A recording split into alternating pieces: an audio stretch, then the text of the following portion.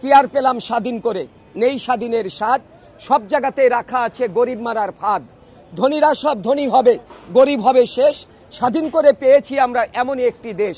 হাড় ভাঙ্গা পরিশ্রমে গরিব ঝরায় ঘাম, রাজা আছে মহাসুখে প্রজা পায় না দাম।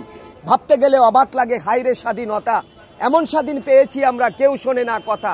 দুর্নীতি আজ এত চাঙ্গা পঙ্গু করেছে দেশ, দেশের টাকা বিদেশ নিয়ে দেশ করেছে শেষ। দেখছে কিন্তু সব লোকে, বলছে না কেউ কথা, আমরা কি তাই চেয়েছিলাম এমন স্বাধীনতা।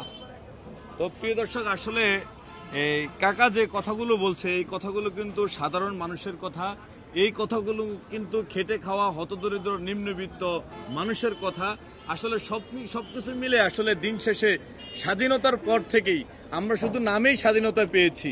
হ্যাঁ, আমরা শুধু নামটা দিয়েছি স্বাধীনতা, আসলে কিন্তু আমরা প্রকৃতপক্ষে আজ অব্দি বাংলাদেশের মানুষ স্বাধীনতা পায় নাই।